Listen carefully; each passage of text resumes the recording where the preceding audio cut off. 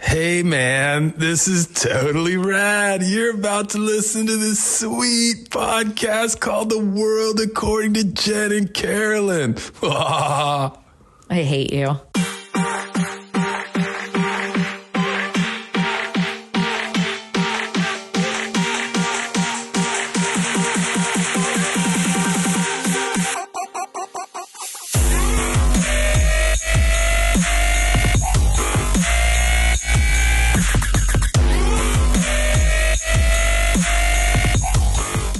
How's it going? Pretty good. Are you ready for Project 2025? I'm actually really pumped. Where's my wine? Wait, oh yeah, here it is. we can't start until we've been emotionally and psychologically lubricated. I just wanted to use lubricated in a sentence. I love it. Thank you. I appreciate that. I'm glad. So, Project 2025 is a very lengthy document. It's 900 pages. So we're going to give you the Cliff's Notes. Carolyn and I are elderly, so we remember Cliff's Notes. Yes. It was when you didn't want to read the book, there were these short books that were created called Cliff's Notes. They're still kind of long, though. They were, right? I was like, I might as well just read the fucking book. Can I just have AI write my paper on this shit? Now you can. So this is a throwback to the Cliff's Notes that Carolyn and I grew up with. So who the hell has time to read this document? We don't, but we have time to put together a 2-part episode on the lowlights of what we think is a truly frightening nonsense document.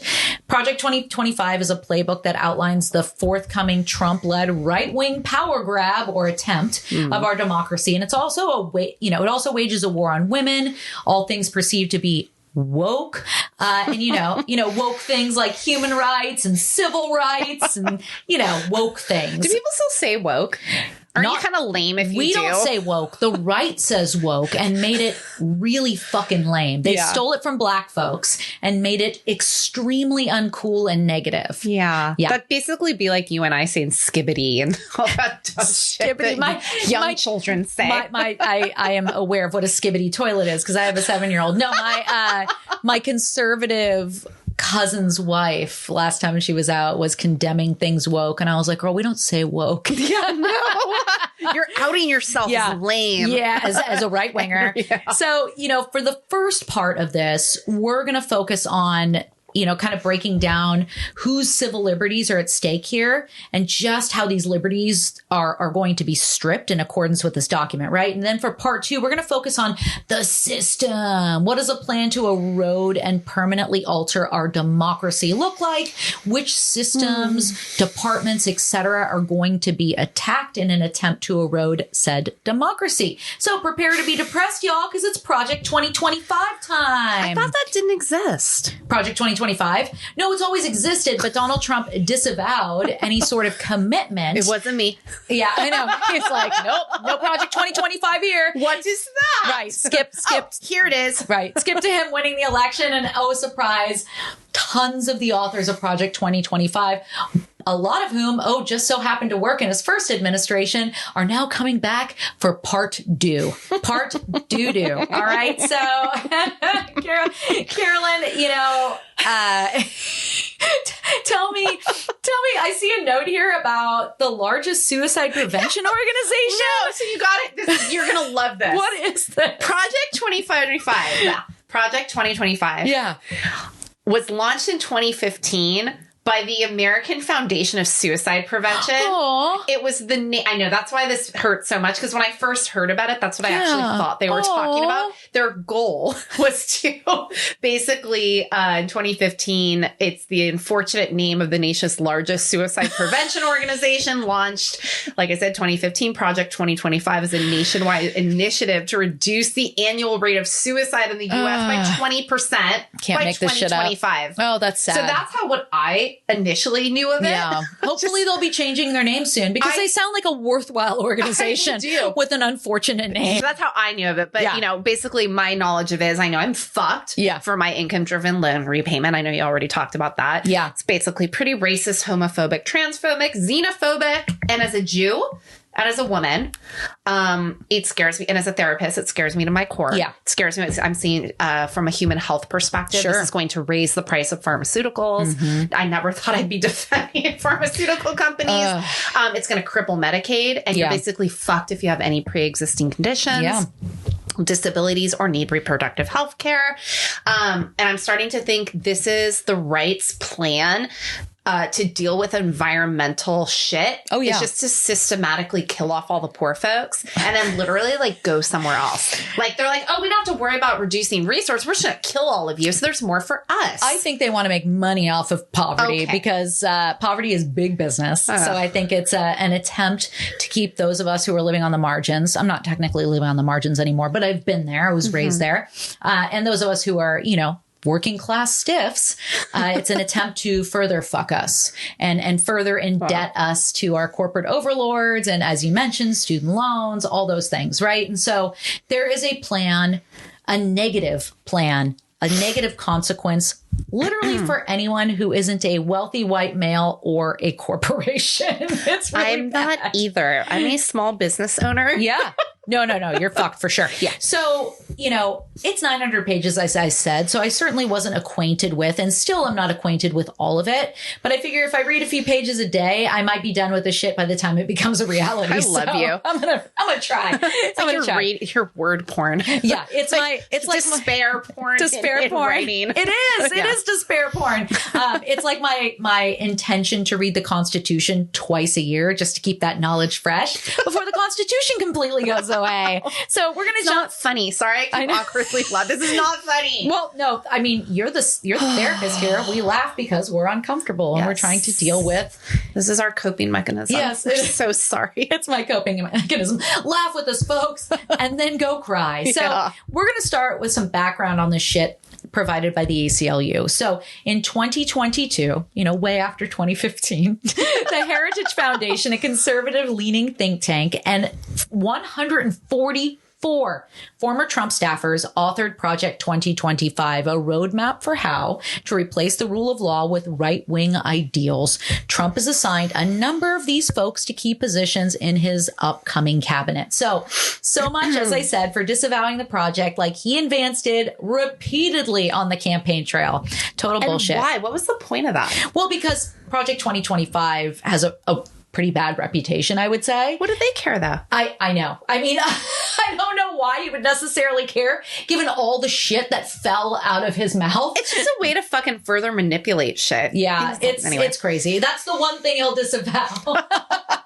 He's a rapist. He's a felon. He's a racist. But Project 25, no, nothing to do with that. Nothing to see here, folks. So, it's a federal policy agenda and blueprint for a radical restructuring of the executive branch, authored and published by, as I mentioned, former Trump and current Trump administration officials in partnership with the scary-ass Heritage Foundation, which, if you're not familiar, it's a long-standing conservative think tank that opposes all the things we care about, like abortion and reproductive rights and LGBTQ rights, immigrants' rights, racial equity, CRT, all the things that matter to us and most people who have, an iota of conscience, empathy, and care for the rest of the human race. So Project 2025's largest publication, Mandate for Leadership, is that 900-page manual that we referred to, recognizing the entire federal government agency by agency to serve a conservative agenda. Now let's talk a little bit about the Heritage Foundation, because I think it's important that folks know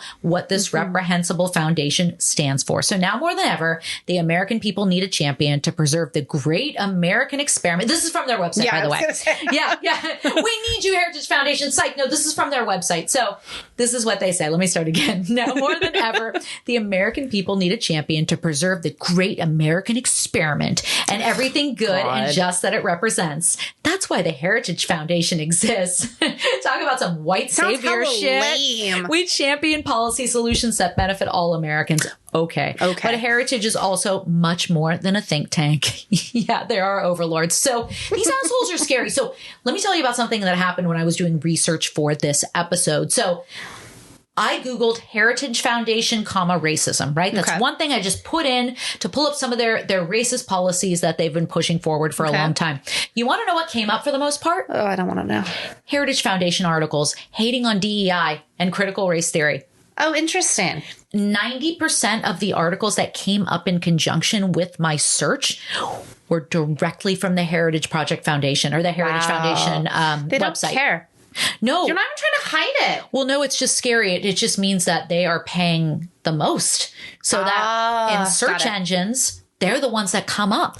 Shit. There was like 10 Heritage Foundation articles and like one Mother Jones article. It was really a sad state of affairs. Oh. And I tried the experiment time and time again with multiple different combinations of words, including the Heritage Foundation. Time after time, their publications came up. They're like, we got the SEO on Google. We own Google, bitch. Yeah, exactly. So I found a good advocate article in the midst of weeding through all the Heritage Foundation nonsense. So according to GLAAD, which we know is a pro-LGBTQ organization, the Heritage Foundation has a long history of opposing LGBTQ plus rights, fighting against marriage equality, protection for LGBTQ plus workers, healthcare for transgender youth. The foundation has supported groups such as Moms for Liberty, which seeks to ban books, as we know, and target guidelines that protect students' rights. They also have criticized corporations honoring Pride Month and supported state bills targeting transgender youth participation in sports. They've even opposed conversion therapy bans. Just know that these assholes, again, are against all the things we care about. Anything you care about as somebody on the left, they oppose. So according to The Guardian, Kevin Roberts, the president of the Heritage Foundation and the architect of Project 2025, has significant ties. This is fascinating. This is some deep state shit, to the radical Catholic group Opus Dei. Have you heard of Opus Dei? No, I hadn't. Okay, so I knew a bit about them, but okay, let me tell you some more. Anything more private in the Catholic Church? No. Doesn't sound promising. No more secrets, but this is really interesting to me. And I'm not going to go too deep into Opus Dei, but I think you need to know what's out there or what has been alleged in regards to Opus Dei, because these are allegations, right? We don't want to get sued. Sure. The Guardian reported that Roberts receives regular spiritual guidance from Opus Dei-led center in Washington, D.C. and aligns his policy goals with the group's teaching. Great. So much for the separation of church and state. This connection highlights the deeply conservative and religious motivations behind Project 2025. So let me tell you a little bit about Opus Dei. So this is according to a magazine called U.S. Catholic. Financial journalist Gareth Gore's new book, Opus, The Cult of Dark Money, Human Trafficking, and Right-Wing Conspiracy Inside the Catholic Church, is quite frankly shocking. It's also a much-needed expose of what looks very much like a cult within the Catholic Church. Yep. So they have been accused of human trafficking in Buenos Aires, in that's Argentina, right? Why can't I think? Yeah, Argentina. So this is from the Buenos Aires Herald. Ugh, can't talk. In September 2024, Argentine federal prosecutors handed down a bombshell indictment accusing high-ranking members of the Roman Catholic organization Opus Dei of human trafficking and slave labor. Real savory people. Yeah. So I'm going to link a podcast that I haven't listened to yet. I haven't had time to listen to it, but it's with the author that I mentioned.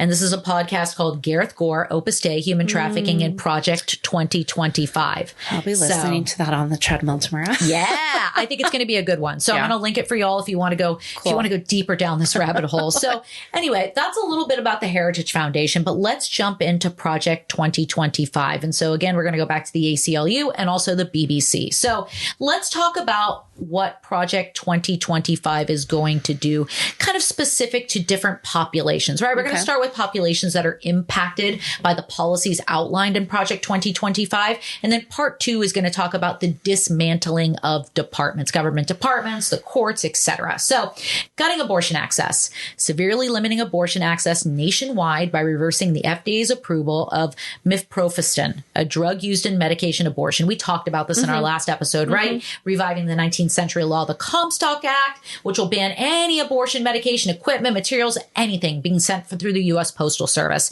That is what they're hanging their hat on, the fucking Comstock Act. Okay, we all know Donald Trump's entire campaign hinged on mass deportations of immigrants. So Project 2025 is all about targeting immigrant communities through mass deportation and raids, ending birthright citizenship, separating families, and dismantling our nation's asylum system. Project 2025 also suggests dismantling the Department of Homeland Security and combining it with other immigration enforcement units in other agencies, creating a much larger and more powerful border policing operation. This is scary.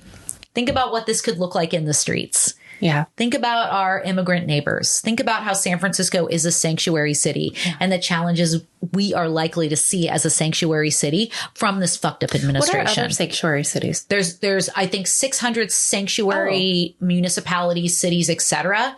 across the United States. Meaning what? What does that mean when someone's in the sanctuary Meaning that center? we do not turn over our undocumented folks to ICE. We just don't do it. Okay. This is a sanctuary city. We protect those folks. Yay. I think, and correct me if I'm wrong, listeners, if somebody has a criminal record, I think there's cooperation with ICE. Okay. But if you're just like the majority of undocumented folks just trying to live your life and likely escape from a really fucked up situation in your home country, we protect you. Cool. We do not work with ICE. Okay. And San Francisco has been a proud sanctuary city for a very long time. And during the first Trump administration, he subpoenaed or attempted to subpoena documents within our city, within various departments that referenced undocumented immigrants for the sake of going after these folks, determining where they are, how to find them, and how to deport them. So we have a very good city attorney here in San Francisco who is extremely committed to protecting our undocumented neighbors, who by and large are just hardworking folks fleeing really shitty situations. Sometimes, if you look back in history, oftentimes caused or at least perpetuated by the United States. Right. Anyway, thank you. You know, I'll go off on Latin America and what the CIA did at any given opportunity. Abusing warrantless surveillance is another thing they intend to do. Unleashing undue force on protesters. So complete and total violation of the First Amendment by using federal law enforcement to target journalists and protesters. We all know how Trump feels about journalists. So this is not a far cry from the things that he said. So not a surprise there. Severely limiting voting access, abusing executive power to interfere in our elections by criminalizing the voting process and damaging fair representation. Great. Censoring critical discussions in classrooms. So forget about any conversations about race, gender, systemic oppression, complete. Look at the Bible. It's all in there. It's all there. Let's look at the victors solely, which is, typically a case or a telling of white history. So, they don't look at the inclusion of history from any other perspective as anything but woke and critical race theory. Well, it's that's how you brainwash. This is just history. Yeah. No. That's just it's brainwashing. Yeah. But You can't make our kids feel bad for the sins of their forefathers. It's no, we're trying to prevent this from happening again. Yeah. Because it's called education. Yeah. And as the parent of a young child, it's very important to me that my child understand what we as a human race, because this spans cultures, have done to other human beings in the interest of not recreating history, of not making the same mistakes. Yes, that's the point. Yeah, it's supposed to be, but whatever. So, no more critical discussions in classrooms, rolling back trans rights, weaponizing federal laws to require states and private actors to discriminate against transgender people by threatening to sue schools that protect the rights of trans students, telling hospitals that they'll lose their Medicaid funding, etc. The list goes on and on. They love punching down on trans people. Yeah. That is a favorite, group of individuals for them to oppress. Fuck the environment. Yeah. The document proposes slashing federal money for research and investment in renewable energy, calls for the next president to stop the war on oil and natural gas. There's a war on oil and natural gas. I don't know if you knew this, just like there's a war on Christmas. So yeah, carbon reduction goals. Fuck that. All of that is out the window. So we are barreling toward that 2032, warning, like we need to get our shit together by, 2032 or it's done. It's don't look up. Literally happening. Yes. That is what's going to happen. Yes. Thank you. That's the movie. Yes. It's a good one. Tech and education. So under the proposal, pornography would be banned, which is ironic given who is in this motherfucker's cabinet. Yes. Given that he had sex with a porn star, no shade against Stormy. She's actually really intelligent, but the irony is not lost on us. Well, there's the hypocrisy of all of this. Yeah, I need to drink. So go for it. Before I do, because I'm about to turn this over to you, it takes aim at what we said they call the woke propaganda, and aims to end diversity, equity, and inclusion programs in schools and government departments as part of what it describes as a wider crackdown on the woke ideology. So Project 2025 seems to have something for everyone, yet there are still folks who don't think that they'll be impacted by or just don't care. You know, I was putting this episode together, and someone literally commented as I was writing this part, most people don't care, in reference to a TikTok I made regarding Project 2025. Yeah. And a light bulb went off, and it reminded me of Martin Niemöller, his poem. First, they came for the socialists. I didn't speak out. I wasn't a socialist. Then they came for the trade unionists. I didn't speak out. I wasn't a trade unionist. And then they came for the Jews. I didn't speak out. I wasn't a Jew. Then they came for me. No one was left to speak for me. It's heavy. I know, Jewish roots and all. So, Carolyn, what's up with what I consider to be apathy? And why should we be worried that a general sense of this apathy, in addition to hate, is sweeping the nation? Yeah, well, again, this is a really powerful quote. Again, it's referencing the Holocaust, which did happen. Mel Gibson, it happened. I'm pretty sure had family in it. Definitely know it happened. Yeah. But anyway, this is, which is, again, one of many historical genocides. Cambodia, Rwanda, Armenia, Gaza, Ukraine, just to name a few. But there's, in our years of being Homo sapiens and evolving as humans, we've done some pretty atrocious things. Yeah. And I think to your point, when you know better, you do better. And that is the point of learning history. Theoretically. Well, we're preaching to the choir. I think. Yeah. So I want to start with something that will help, when we talk about apathy. Okay. We also know there's empathy, sympathy, apathy. So empathy is I feel someone's suffering. Sympathy is I care about your suffering. Apathy is I don't care about your suffering. So I do think you're right. And I'll get to my roundabout way of doing that. But let me talk about a December 21st Positive Action in Housing article that writes about Niemöller's poem. I don't know if I'm saying that right. I don't either. Niemöller's poem. And it's often used as a lyrical argument for civil rights and collective action. This is directly from the article, particularly attuned to the needs of the modern protest. It offers wisdom about the evils of the past in an attempt to prevent evils in the future. At least that's what I was taught while you learn history, to do better. And derives its power from the notion that no one should be instinctively not cared about. And I think that's the nature of what we know about compassion. I don't actually want to teach people to be necessarily empathetic. You can't feel everything. But when you're compassionate, you care. Right. That's really what we want to have people feel. And people shouldn't instinctively feel cared and drawn to care about other people. And everyone is deserving of care and attention and protection, especially our most vulnerable. And this is the nature of politics and like I said, of compassion. It is our peril, the poem suggests, that we, quote, forget how wound and woven we all are in the end.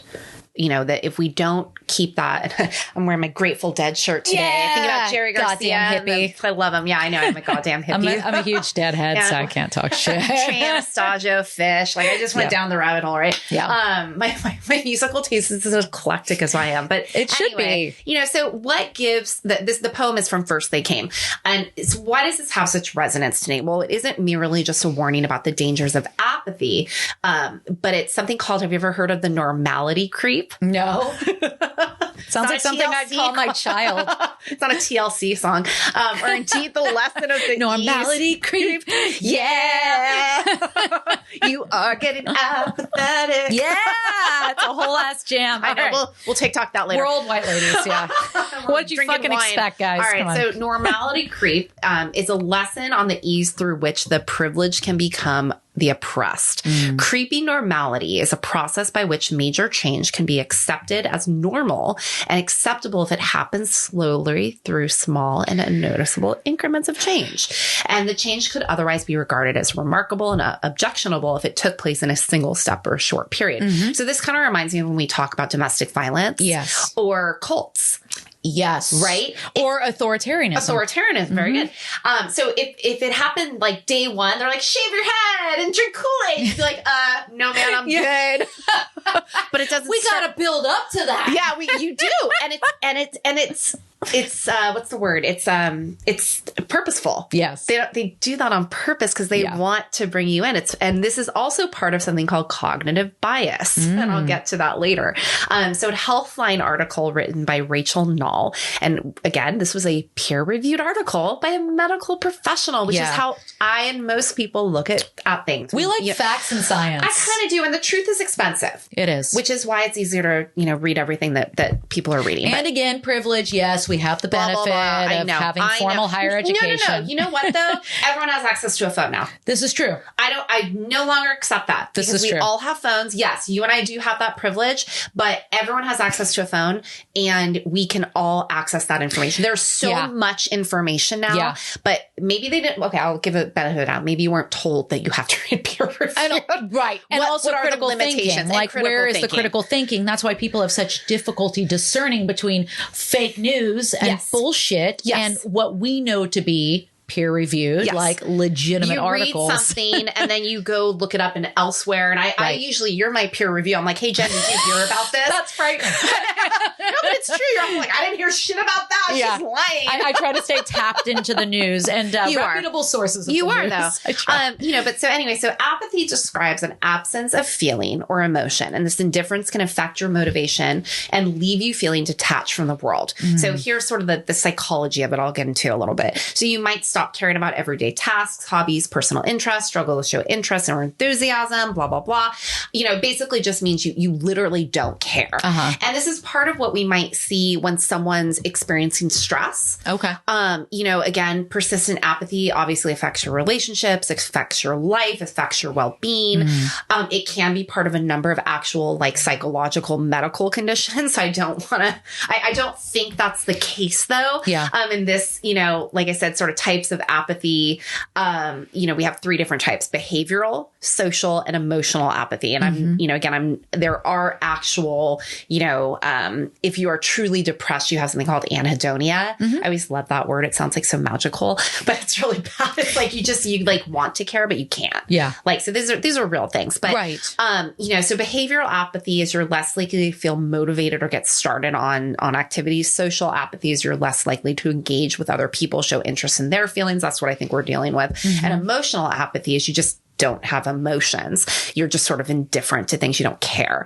So like I said, there are organic pathological causes such as depression, Alzheimer's. But here's what I think we're actually talking about when it comes to the apathy that you and I are seeing: situational apathy. Okay. It's a response to a traumatic or stressful circumstance. And the American Psychological Association describes apathy syndrome as a pattern of emotional indifference that might develop in survivors of catastrophe or people who are held as prisoners of war. So when I hear that, I think, okay, this is actually a coping mechanism that you've actually shut down to the point where you're not really taking anything in. Yes. And so if you're just surviving trauma, and I would say that what's been going on in the past since 2012 to me feels pretty traumatic. Yes. It's definitely an unprecedented times, as we say. Right. So you might feel difficulty. I think a lot of people are really struggling to find connection. Yeah. Because it's very scary to be who you actually are and fear. It's kind of like we always have that kind of workplace, like, don't talk about politics or don't talk about this. Well, if I can't function around you and I don't literally feel safe, that creates some stress. Yeah. And this climate has absolutely burned us out. And I think it's a combination. When I hear, this way of feeling apathetic, I think some people really do feel like, well, what can I do? Like, I think we see this with voter apathy, or like, well, what's the point? Yeah. Disengagement. My voice doesn't really matter. I'm one of, thousands. Let other people. That's one kind of that. Sure. But I think that people who are in a situation where they feel really hopeless and they are disconnected. And I think if you're in an environment like we've often said, like, hey, we're in San Francisco and the group that we're around, I feel pretty supported and I feel pretty open and I feel pretty safe, but I can only imagine what it would feel like to be in Texas or Tennessee or Georgia or Florida, or states where I'm me, but I don't have that safety. Or you're a person of color or a trans person. Like, Yes. God, I can imagine. You know, and again, that comes to sort of the nature of where we are right now, where I think people just sort of feel like it's bigger than me and I'm just one person. And that's what they're hoping will happen. Yes. And like I said, I'm far too anxious of a person to ever be apathetic. Yeah. I'm vigilant all the goddamn all time. the time. It's really irritating. Not enough Lexapro in the world to keep me from giving a shit. I fucking wish. Well, and for you and I think it surfaces as like we go into helping mode. I think I have a combination of what I've been told. I'm a pathological optimist. We have like Jewish epigenetics too, where we're just like shaky all the time. I'm like, I'm a halfie and I feel like I've got 100% Jewish epigenetics. Yeah.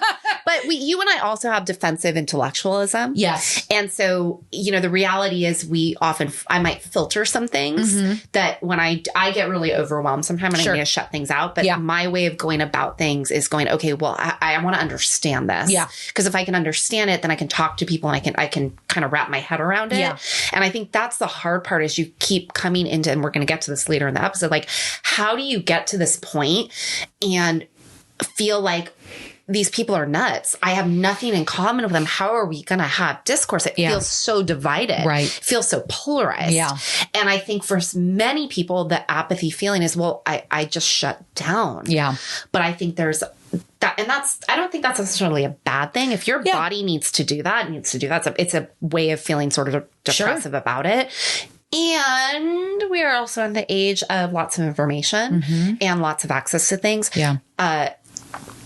Try and pull yourself out of that. We need you. Yeah. Like we need all of us. Yeah, no, and I think it's difficult too, in addition to the things that you mentioned contributing to apathy. I also think that we are so inundated with entertainment and information that it's a way to pacify the masses. Yes. You know, it's, I'm just going to come home and I'm going to turn on Netflix and I'm not going to think critically about anything. Yeah. And I get that. I'm not condemning somebody for wanting to do that, especially if you're working in a really difficult job or working multiple jobs to try to make ends meet. Yeah. The ability, the privilege, having the privilege and the time to do the research to discern what's wrong and what's right. I know that's really simplistic, right? And open to interpretation, but to really drill down to figure out what's going on, that takes time and it takes privilege.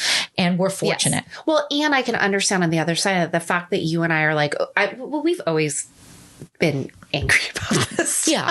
We've always been tapped in. But you know, shit's bad when a certain privileged population is like, oh no. Yeah.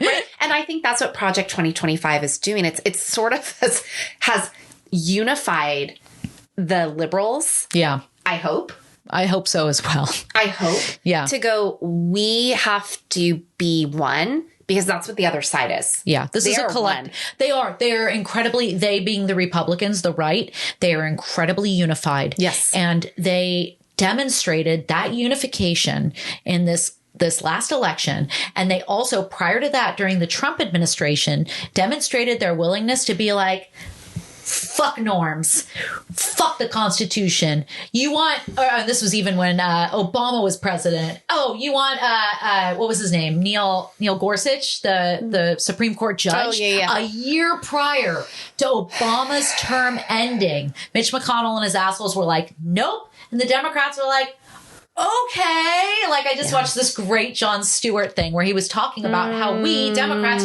just fucking lay down and die. And Republicans are willing to be like, we're steamrolling all this shit. And I think there's something to that. We have to get on that level. I think so too. We have to stop being civil in that way. And we have to say, fuck this. This is literally a matter of life and death. And I'm kind of talking about two different things here, like opposite ends of the spectrum, right?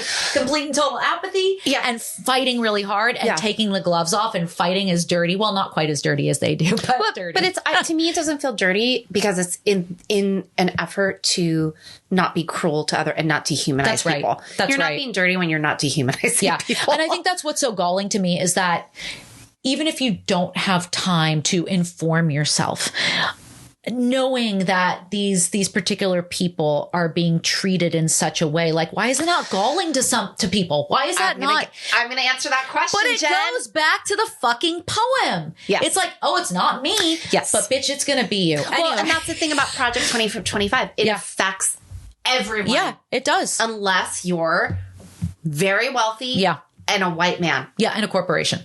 So let's talk about workers' AKA rights. wealthy white men. Exactly. Totally. Well, they're people now, according to the Supreme Court. So okay. we're going to talk about workers' rights because they have a lot to lose. So if you don't care, I'm going to try to appeal to folks. And I don't think these people are necessarily listening to us. Why would they listen to a bunch of liberal fucking harpies? So you may not care about women's rights. You may not care about LGBTQ folks or undocumented immigrants or any of the other groups that Project 2025 is actively punching down on, but maybe you'll care about your wages being stolen and inability to earn overtime, which has already happened, and the erosion of safety protocols in your workplace because Elon Musk wants to get rid of fucking OSHA. OSHA. Oh, shit. I'm like, oh, shit. Basic. Yeah. Oh, shit. Let's go back to losing fingers in the factory. We're going back to Upton Sinclair, the jungle type shit. Literary name drop, bitch. I am the liberal elite. I'm sorry, liberal coastal elite. So let's talk about this, right? So this is from a Capital and Maine article entitled 10 Ways Project 2025 Could Undermine Workers' Rights. So taken as a whole, the priorities the authors describe are so unbelievably anti-union, anti-worker, anti-anybody but corporate interests, says Sharon Block, executive director of the Center for Labor and a Just Economy at Harvard Law School. A list of 10 proposals. Here's a list of 10 proposals from Project 2025 that labor experts say will harm working people. Restricting overtime pay.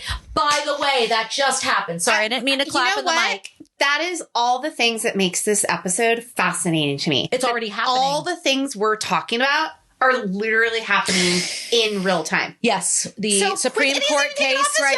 Yeah, I know. The Supreme Court case regarding trans minor rights in, is it Kansas? I can't remember. I'm bad with states. Tennessee. Sorry. It was one of those fucking states. It's nowhere near California. But yeah, so these things are already starting to happen. And I was having a conversation with my husband. I made a TikTok about this where I was talking to him about Project 2025 and the overtime stuff. He's like, oh, a judge already overturned Biden's rule to start paying people what was it? The Biden administration, this is what Biden did, ruled that raised, made a rule that raised the salary threshold to $58,656 and expanded the protection to 4.3 million workers in terms of earning overtime pay, right? So another proposal to let employers calculate overtime over 2 or 4 weeks instead of 1 would significantly reduce workers' earnings. Well, that's not going to happen anymore, or what Biden put into place is not happening anymore. A judge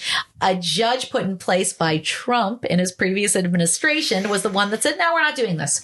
So that's that? Yeah, if you earn something like a salary of like $58K, if you work more than 40 hours a week, you are not entitled to overtime. Do judges have more power than I think they have? Judges have a lot of power, dude. That's why it is so... But it's a 3-branch government. Yeah, but they are part of that. And if the executive is being literally ruled by an authoritarian crazy person, and the same crazy person in his first administration and in his upcoming administration are going to appoint more federal judges, more appellate judges, but I thought they're supposed to be impartial. Yeah, right. I just ordered a book today that I read when I was in my undergrad, my political science undergrad, called Storm Center. And it's about Supreme Court justices and how political they are. And I'm going to reread it because it feels timely to do so. Anyway, let me rant on. So we already burst my bubble. Overtime pay, gone. And we all know that $58,000 roughly is not a lot of fucking money. And now you can't earn overtime pay. Now your employer can give you comp time, but not all departments like fire, police. It applies to all workers in general, as far as I know. Interesting. This is 4.3 million workers who were initially protected by what Biden put in place, who are no longer protected by that ruling because this judge retracted it. So that happened. Eroding workplace safety. It's Project 2020. I can't talk anymore. Project 2025. It's been a long day, you guys. And I talk for a living. Seeks to and read for a living. I read today's been particularly awful. Yeah, it's been a hard day. We had an earthquake and oh yeah, and a tsunami warning. So the earthquake was nowhere near where we're at in San Francisco. It was way up north in the Mendocino area. But it was a big earthquake. It was 6 point something, right? Yeah, it was close to 7. And we were warned. Our phones all went off in unison, letting us know there might be a tsunami. My mom in Colorado was texting me nonstop. Are you okay? I'm like, I'm fine. I'm fine. I'm downtown San Francisco, 5 floors up. All good. Anyway, yeah, it's been an eventful day. So I'm tripping over my words. We're pretty even more much fucked if an earthquake does happen and we need FEMA though. We need help. Yeah. No, because FEMA, fuck I feel FEMA. That's not in Project 2025, is it, Jen? I think they're trying to roll back FEMA stuff too, but we're going to go. We'll get to that in part 2. Okay. So worker safety, Project 2025 seeks to weaken workplace safety standards for all Americans, including teenagers. So some young adults show an interest in inherently dangerous jobs. It calls on the Department of Labor to allow teenagers to work in these jobs with proper training and parental consent. How fucked up is that? Have you seen a teenager nowadays? Oh my God. It's worse than the Industrial Revolution. Yeah. They want to take us back to the Industrial Revolution where children are in fucking factories just sewing and shit. No. Okay. So yeah, and Republicans, a lot of Republican governors and Republican elected officials have been trying to roll back workplace regulations that govern how old a kid needs to be in order to work a certain number of hours. Because guess what? Adults don't want to do these shitty fucking jobs anymore. Big corporations are having difficulty filling these shitty jobs. And they're like, you know what? Let's get some kids to do this shit. Yeah, kids will do that. Kids will do it. Yeah. Especially if they come from, low income working families where they're like, yeah, you're going to go to work, and God bless them. You can't blame them. They're struggling. And they're like, great. I know. So it's more taking advantage of working and struggling people living on the margins. And again, I mentioned Occupational and Safety Health Administration, OSHA fines, no more of that shit. Only focus on safety inspections on egregious offenders. I don't think they necessarily, indicate what that looks like. I don't really trust what that is. Yeah, that's the fox guarding the hen house. So allowing states to sidestep worker protections, a push to excuse states from federal labor laws could lower wages, weaken union rights, and even roll back child labor standards, as I said, all in the name of what Project 2025 authors call experimentation. Are you serious? I'm so sorry you lost an arm. We were just experimenting. Bummer. Sorry, 14-year-old child. Yeah, don't worry about your pre-existing condition. Oh my God. Medicaid's got you. Your black lung. Yeah, Medicaid, which they also want to dissolve. Awesome. So again, worker protection's gone.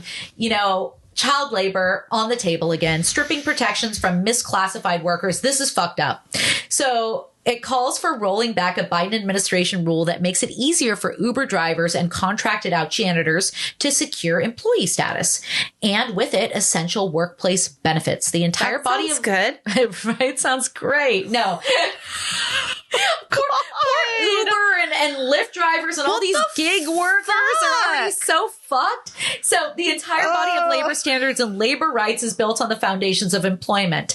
Employee status ensures unemployment pay, workers' compensation, union rights, discrimination protection, minimum wage and overtime pay, as well as oversight by OSHA. Eliminating the rule will allow corporations to treat far more workers who should be classified as employees as independent contractors, stripping them of all the benefits I just mentioned. Yeah. Yep. Shielding major brands from accountability for labor violations. That's great. So this is an example. Weakening the so-called joint employer rule would kneecap union drives among workers employed by franchises of major brands like McDonald's and KFC. It would also block their ability to hold these brands accountable for wage theft, harassment, and other violations of labor law. Too big to be indicted. Curtailing workers' speech rights, making it harder to win union union recognition, denying labor rights to employees at small businesses, weakening bedrock legal protections. The list goes fucking on and on. This is a war on working people. And if you think these policies won't touch you, I encourage you to check out a site that we linked that's called Fact Sheets, the harmful effects of Project 2025 by state. You can simply click on your state and it will tell you how you specifically will be impacted by what could come down through Project 2025. So, you know, Project 2025 and the radical far-right policies it's inspired are a threat to all Americans and would disrupt nearly every aspect of American life, from healthcare and education access to taxes and retirement security. This is from hamptonthink.org. This is collective disengagement, standing up to oppression and building a new future is what this article is called. And I thought this was really interesting.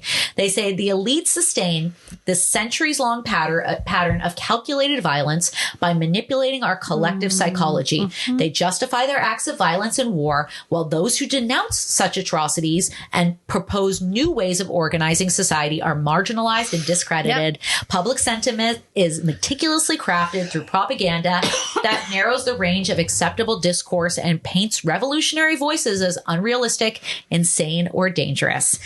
Their fear-mongering is particularly effective because it exploits our vulnerable position in a systemically competitive society. Those who have the least are warned you can't afford to join the courageous revolutionaries and risk losing what they have, what little you have, even though they stand to gain the most. Meanwhile, those with some financial security are told that embracing revolutionary ideals would plunge them into the struggles faced by those below. The truth is, those revolutionary ideals would remove us from the cutthroat competition that characterizes the current world order. Such actionable ideals promise a world where no one has to live in insecurity or fear of losing everything. By fostering cooperation instead, we can create a society where everyone's needs are met and the constant anxiety of survival is abolished. This is what happens or could happen when we unify our causes. Yeah. We have more to gain together. We have more in common. Yes. We have the same needs. Yes. And it is society and systemic concoctions like racism, for instance, that make us think that we are, less together or less, why can't I think right? Less similar than we actually are. Yeah. And so this is a device. And yes, this reads like the Communist Manifesto, and I'm okay with that. Yeah. But I think the dominant narrative here is clear. We are failing to see, as you said, where we can unite and that all of our interests are inextricable. So tell us more about this manipulation of our collective psychology that I mentioned when I read this. Talk about, the psychological strategies that those in power wield to keep us from thinking critically and possibly, overthrowing this rotten ass system. I don't know. Well, this just reads like Nazi Germany, Chairman Mao. Yeah. Like it's so unoriginal. Yeah. And I just feel so angry that people are, I'm going to use a naughty word, they're so stupid to think that they're going to benefit from this. Yeah.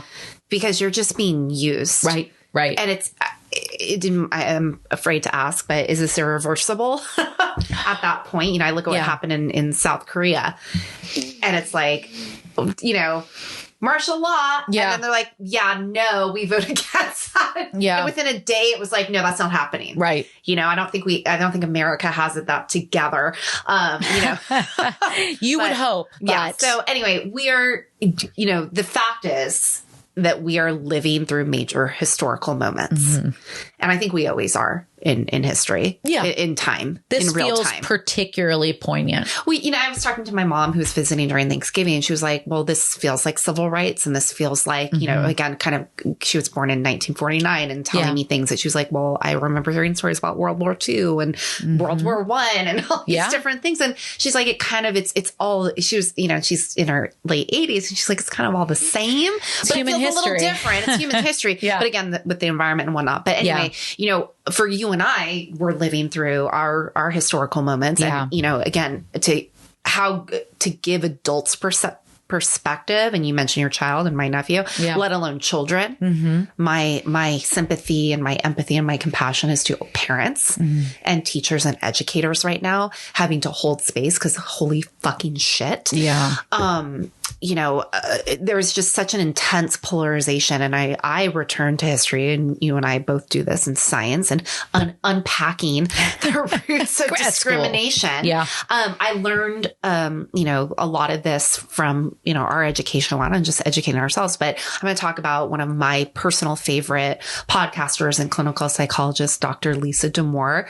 Listening to a podcast that she did back in 2016, or I'm sorry, January 16th, 2024, when the Capitol got stormed, or 2023, I'm sorry. 2020. 2020. Was it 2020? God damn it. I don't know. There's so many fucked up things happening. Anyway, so I didn't know this, but this is who I'm crediting to this information. So have you ever heard of Henry Tajfel? No. All right. So Henry Tajfel did truly radical work at that time in the 1970s. He claimed that basically Nazis weren't so different from the rest of us in the world. And Dr. D'Amour talks about in her podcast, we really wanted them to be. And I think we see that in the same way that you and I have talked about these Trump supporters. Are they damaged? Is something wrong with them? Is there something, cognitively or morally missing in them? Because that's the only way I could make sense of it. And Dr. D'Amour says, basically Henry Tajfel found an exaggerated and perverse, horrific form of something that we actually all carry inside of us, which is the need to be part of a group, often at the expense of another group. Now, this is on a continuum. It's not always that linear, but Tajfel was a Jewish man, but because of his looks and his name, he was able to kind of fly under the radar, and he passed and as a Gentile, and he was able to get into French education at that time. But he did find himself in internment camps, but his whole family died in concentration camps. But, so here's a guy who's going, these people ruined my life. He ends up back in Poland, and long story short, he becomes a psychologist, and he says, I want to understand this. Yeah. And how do I explain discrimination? And can you actually measure this in a lab? So in 1970, he did these experiments on intergroup discrimination by assigning, he worked with 14, 15-year-old, I think it was all boys. Oh, interesting. And he assigned, asked them random questions, all very random. And it was something like he even said like, okay, well, you're the kind of boys who like this particular artist. And then he said to this other group, well, you're the kind of boys who like this particular artist. And again, I'm not specifically haven't read the actual study, but basically by assigning random groups, these groups could award themselves money. And he found that the group that he told were more interested in one artist than the other awarded themselves more money and actually were crueler to the other group. Oh, and interesting. I can't through monetary means. So this was basically he created discrimination and harm to another group based on something completely random. Okay. And yes, there are critics to the study, and obviously there were limitations. Yeah. I had a high school teacher who I cannot remember the lady's name. Please look this up while I'm talking. It's an older white woman with a cute little Peter Pan haircut, pixie cut. But my high school teacher did this, Caitlin Schwarzman, and it stuck with me every day because we didn't know this was happening. Yeah. She did it based on your eye color, but I think you can also do it on earlobes, where they divide the class, and that's how she did it. Yeah. She didn't tell us that's what she was doing, and she basically got to a point where she was punishing. It was like the Stanford, the Milgram experiments, or not the Milgram, the prison experiment. Yeah. But basically manufacturing a kind of racism in the class based off something very arbitrary, to the point where we were watching our classmates have to stand outside because they like dropped a pen or did something. And later she had, it only lasted 20 minutes. Sure. But it stuck with me my whole life. And this has been done. And I cannot think of the woman's name. I'm so sorry. But anyway, we'll figure it out. The research is that, are we wired to be racist? Well, yes. And in psychology, we project things that we don't like about ourselves or hold in a dark shadow from my brain. Not Freud. Who's the other guy? young, thank you, or dark shadow, and ascribe them to another group. So often it's the same stuff. They're lazy, they're violent, they're over sexual. These artificial ways that we describe and subscribe it to the entire group. Yeah. And I'm not that because I don't look like them. Right. My skin color, my religion, my sexuality, my gender identity, my politics. And also society reinforces your superiority based on those characteristics. Absolutely. And so this is why it won't work. And you and I have even seen this on our virgin TikTok entrance. Yeah. Like, what happens here? It's just people sort of fact checking each other. Sure. And this is why that's not going to work. It's, I have to work on myself. I have to have both a honest conversation about the conscious and the unconscious impulse to be racist based off my privilege. I don't know if there's an impulse to be racist necessarily, but I think there is an impulse to discriminate. Yes. Okay. Yes. Our brains are wired to point out what's different and possibly identify it as a threat. And then when that's reinforced by media, for instance, saying, for example, black people, black men in particular are a threat. Yes. Like, oh, they look different than us. Like we have this innate need to categorize. And you see this in cliques in high schools and you group together to form bonds and to form that identity and that self-confidence. And, again, if you're really being honest, calling in the Trump supporters versus calling them out isn't really going to work if you're only just throwing facts at each other because we're not actually getting down to the nitty gritty of it. And, I don't know if you follow Don Martin. He's a podcaster and a TikTok guy. I don't. I can't remember the name of his thing. God, I am a mess tonight. Yeah, it's been a long day. This is what happens when we do this on a work night. I have a straight girl crush on him. He's Head on Fire podcast. Okay. Thank you. I love him. And he explained the concept in a more relatable way. You and I have talked about the Dunning-Kruger effect, which is basically overestimating your ability and being sort of unaware of your limitations. And he makes this analogy of it's like taking a guitar lesson and being like, I'm the best guitarist in the world. I'm fucking Eddie Van Halen. Yeah. No, you're not. Yeah. But he talks about something called illusionary superiority, which is overconfident bias and the limitation of knowing, but not being aware of your scope and where that needs to stop. And I see this every day on TikTok. Yeah, we do. And so, again, he talked about, it's like being a receptionist at a vet clinic. You're going to pick up a lot of stuff over the years of being there you're just not by nature, but you're not a veterinarian. And a lot of what you know a lot of the what, but not a lot about the why. Sure. And so we're in a time where we're seeing anger and confusion and hate and grief. And so, in that interest of sort of bonding together in that cult-like mentality, we all need an identity. We all need a self-esteem. Right. And when you look at this through a developmental lens and you look at how this is affecting younger populations and through TikTok and through social media, the cruelty and the dehumanizing is actually what you and I are talking about. How can you do this knowing that it's going to affect people? But that's the draw. That's the draw of what discrimination does. And even that dark shadow is like, I'm actually I don't have to look at myself because all I'm doing is looking at you and what I don't like about myself or what I deny in myself. How dare you be living so unabashedly doing that? I think that's one piece of it. You're just being yourself, which again, to me is like, why would you not want someone to be that? But again, with that same mentality, they are also being themselves. But I believe that is a form of abuse and you are being indoctrinated into that without choice. Yeah. And so, whether you agree, you can disagree with me all day, you can dislike me all day, but you can't dehumanize people. Right. And when you say someone doesn't count, it makes it easier to dehumanize them. And it brings me back to patterns we see on the road to genocide. Have you heard of Gregory Stanton? No. There are 10 stages of genocide that occur whenever identity-based persecution occurs in society. Stanton is a professor and a founder of the Genocide Watch, which focuses on prevention and, again, amazing books and articles. This was either some kind of comedy routine or some lecture or soundbite I saw on TikTok. I couldn't find the source, but this individual posted something about sort of the evolution of religions do evolve. And this is the evolution we're seeing of Christianity right now, and evangelical Christianity, which is rooted in serving the self-interest of its masses, far from the biblical and loving messages of the actual historical Jesus Christ. We've talked about this before. Well, we're Jesuit educated, so we're indoctrinated in the latter. And the way of Jesus is no longer about what the Bible Jesus stood for. It's about power, money, winning, and being a bully.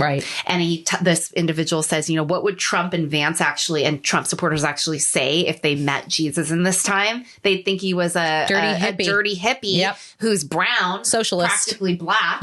God forbid. And he's a fucking weirdo. And, and he's single and he's childless. And he hangs out with a bunch of men. And sex workers and, people who live on the margins. He was a carpenter. He's an artist. He's probably in a union. Take his rights away. But this is sort of, what would, what would the right-wing evangelical nationalists say about Christ? It doesn't make any sense. Because they're not interested in that. No, they're not. And so here we have Trump and Vance and Project 2025 players, as well as basically the cult that Trump has manipulated and used you to get to where he is. You are pawns in a global game. And don't ever believe that the cult leader cares about you or cares about your interests. Oh, yeah. Especially somebody like Trump. It's evident he is 100% self-serving and always has been. And they love it. And I don't mean you're not uneducated. I don't want to say you're uneducated and this and that. But, my bottom line is we have to care about each other. And so I'm digging deep down into my Rogerian humanitarian therapist seat. I do care about Trump supporters because I do think they are being manipulated, and I don't even think they're aware of that manipulation. No, they're not. And, again, what I would rather do is go, tell me who told you that. Help me understand you through that story. I don't know if they would. I don't want you to throw back a bunch of reasons why I hate and this and that. I actually want to know more about you and say, who told you that? Where'd you read that? Yeah. Have you ever met a trans person? All these different things. And, again, what makes society work is that critical connection to that Niemöller poem. And when you're in a state of apathy, like we are in the United States, or extreme anger, like you and I are, or extreme ignorance because you're brainwashed. I have to believe that there's things to fight for, and that if we do come together and become one and more unified, we will overcome. That's my hope as well. At the same time, I look at any society, and I think we picked Nazi Germany because it's the one that we're taught about the most in school, right? And it's the one that impacts it's a bunch of white people, right? That too, but also incredibly horrific. But so was the slave trade, for instance, right? And Armenian genocide, and exactly. Gaza, and it's all shitty. But I think that when we look at the trajectory of a genocide, the one that we have the most familiarity with, just by virtue of going to school in the U.S., is Nazi Germany, and that progress. And I think what we saw there was people who were justifiably angry because they were starving and because their economy was in the shitter following World War I, and they were easy to manipulate. Because they were in a really shitty situation. It's Appalachia, and it's everywhere. I think to a large extent, we have been manipulated into thinking or lulled to sleep by all of the gadgets and toys and entertainment and all these things around us. It's so fast paced. Into thinking that we're not struggling as badly as we are. We're not oppressed. We're America. Or make it great again. Or, people are justifiably angry. I get that. People are having difficulty paying for basic needs, groceries, keeping a roof over their head, etc. I am not debating that. I have been there. At the same time, I am curious as to why you and me and our community on TikTok, though they may be in the same boat economically, don't turn to hate. And you see this when you see genocides. And in Nazi Germany, you had the intellectuals. Granted, they all had to flee or they ended up in concentration camps themselves. But they were like, this is wrong. There are always people who are willing to say, always, and it's evident to them that what is going on is wrong. Speak up. Yes. And if there's hope, and I'm going to, once we wrap up part 2 of this, we'll go through some more strategies for fighting back. It doesn't feel appropriate to do it now. I think we've got to go through the entirety of Project 2025. But right now, the hopeful takeaway for me is that half the country is saying this is fucked. Yeah. Loudly, verbosely, embracing for as long as we've got it, their First Amendment rights. And that feels hopeful. Well, and you have to remember that in order to enact a lot of these policies of Project 2025, it's people at your and my level. Right. Well, I mean, to an extent, it really isn't. But we have to place, unfortunately, we've got to, I don't want to go into the strategies for fighting back, but there is a place for us, a massive place for us. And it's the same place that folks have been when they're fighting in big movements like the civil rights movement that you mentioned, for instance, and these things that do make a difference. And we'll talk more about that again following the second installment of this episode. For now, we've been rambling on for over an hour. We've got to wrap this up. Stay hopeful. We're going to be coming at you next week with part 2, where we're going to talk about the intentional dismantling of the guardrails and the systems and the departments that we hold dear in terms of what Project 2025's intentions are. All right. So keep following us on TikTok. We love you all. We've got a great community now. We're up to over 1,100, I don't like saying followers because that feels culty, but community members. Follow us at TWATJC. That's TWATJC. You can also listen to us on Apple, Spotify, and YouTube. Stay safe, everyone. And please continue to care about each other. Have a good night. Good night.